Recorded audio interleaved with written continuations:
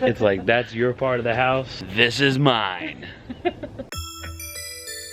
Maybe Christmas, he thought, doesn't come from a store. Maybe Christmas, perhaps, means a little bit more. Okay, truth be told, this is not our first time making a wreath. As a matter of fact, it's not our first time making this wreath, because I did a really bad job, and I threw a temper tantrum and took it all off of my wreath base. So we're starting over, because it was terrible. You threw a temper tantrum out there?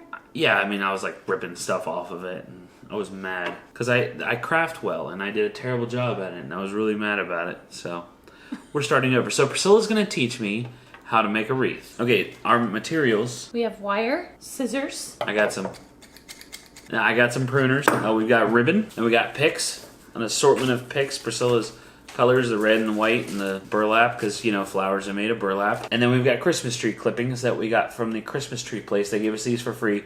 These are leftovers from the dinner under the stars that we didn't end up using for the centerpieces. And then we have our wreath base.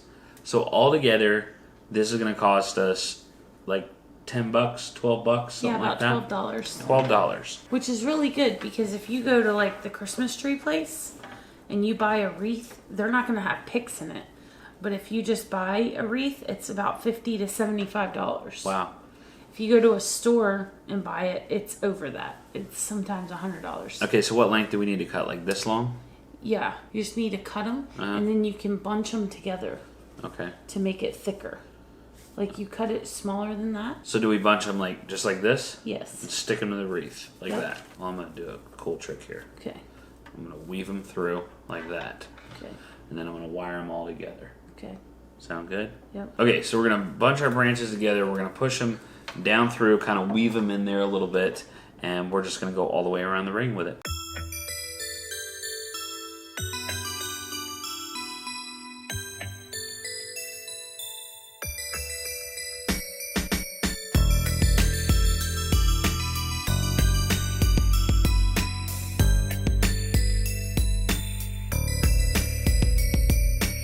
Okay. Oh, that's much prettier. Is it good and thick? Yep. Alright. What do you mean that's much prettier? They didn't see the last one. You don't have to tell them that's much prettier. Okay. Alright, go around, trim up the middle. Not too much though, it doesn't have to be too trimmed up. We're going to cover all that up. Okay, then to get rid of the ugly frame and all that, we're going to go over top with several pine boughs here. Like so. And attach them. I'm going to kind of hide these under the branch before it. The wire's fine. I think that zip ties or bread ties or pretty much anything else will do a better job. See? Your temper tantrum worked. Yeah. You came in with a better attitude and fixed the problem. Shut up. You're a little wreath maker. Now it is looking like a wreath. Little trim job around the inside just to make sure it's all cleaned up and nice looking. What do you think? I love it. Looks great, right? Yeah, it Okay. does. Alright, let's put the picks Okay. and the bow.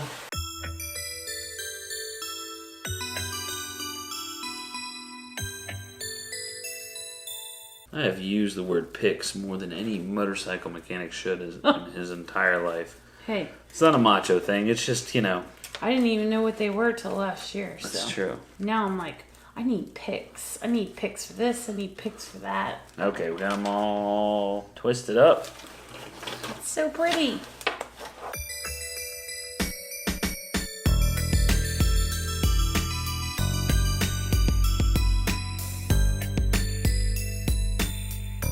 Okay, the battery on the other camera actually died because this took so long to make. So here you go. Here is our wreath. Isn't it pretty? I love it. All right, let's go hang it up. Okay. So here it is, the finished product hung on the door. It kind of looks store-bought, babe. I mean, it's that nice. Welcome to the mom's household. Do you like our wreath? We made it ourselves. It's perfect, Asa. It's pretty perfect, Scylla. It really does look store-bought, like it's that good. And the red poinsettias really set it off. Thank you, son. And that laser light that mom loves so much is really shining on it perfectly. I think it just... I love how when you open the door, the laser lights come all the way into the house. Yeah, they do. All right, tonight's quick dinner is spaghetti. I don't make spaghetti fancy. I make it where my family likes it. So these are all the ingredients. Ground beef. Then we have all of your seasonings. Pepper, parsley, oregano, diced tomatoes, then tomato sauce mixed with the spaghetti sauce, basil, Italian seasoning, salt, fresh garlic, and your pasta. You ready to go?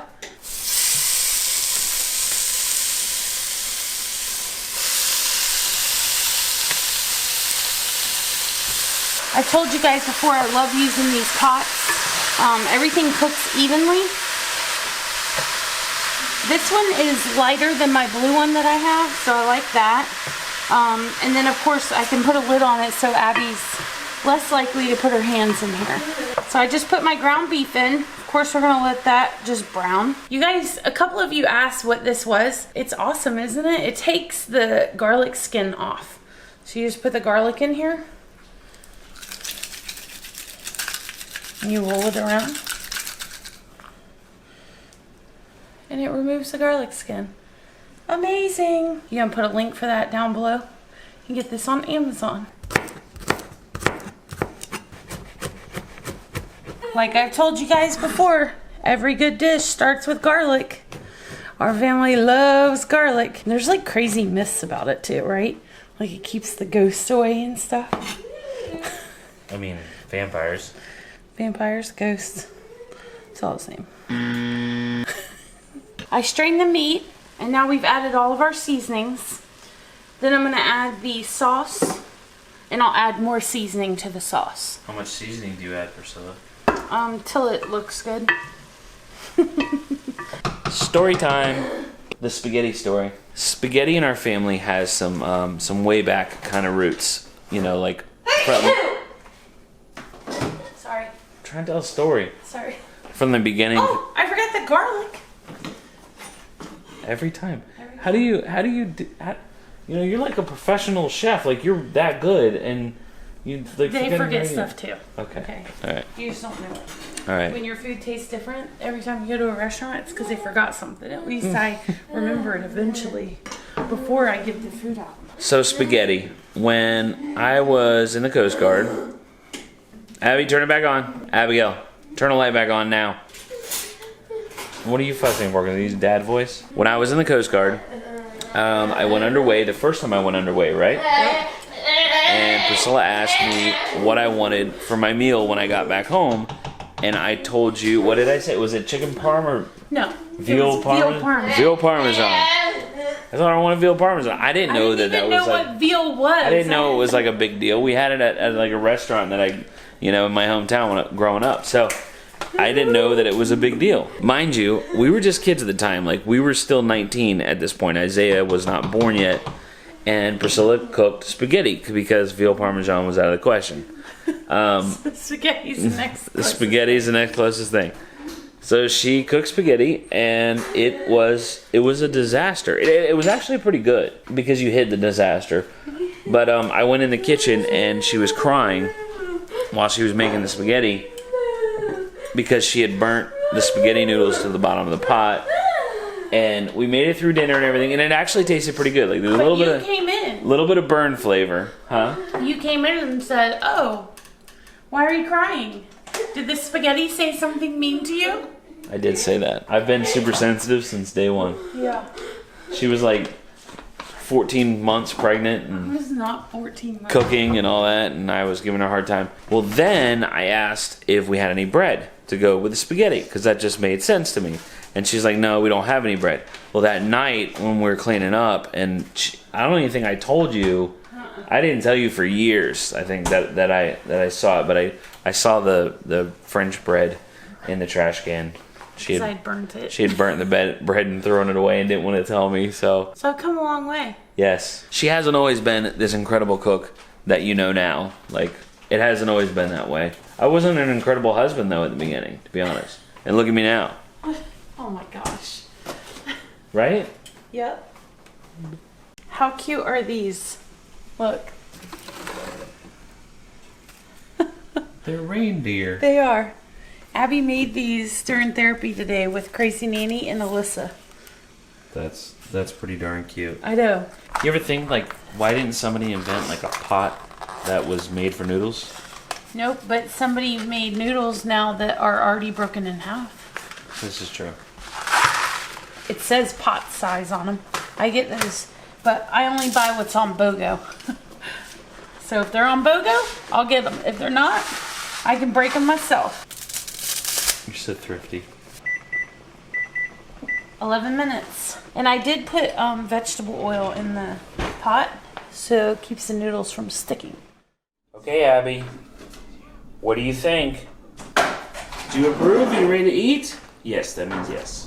Alright guys, that is it for this video. I hope you enjoyed our wreath making tutorial the second time around, because it definitely worked out the second time. Moral of the story, if you would like to save some money and make an enormous mess that we now have to clean up and spend quality time with your significant other, then by all means make a wreath.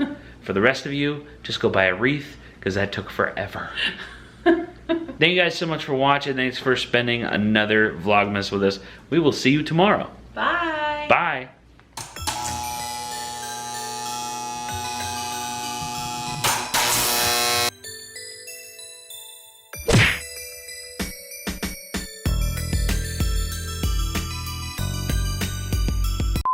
Abby, come here. Look what Sugar Plum left you. It says, Abby, I talked with the big guy at the North Pole.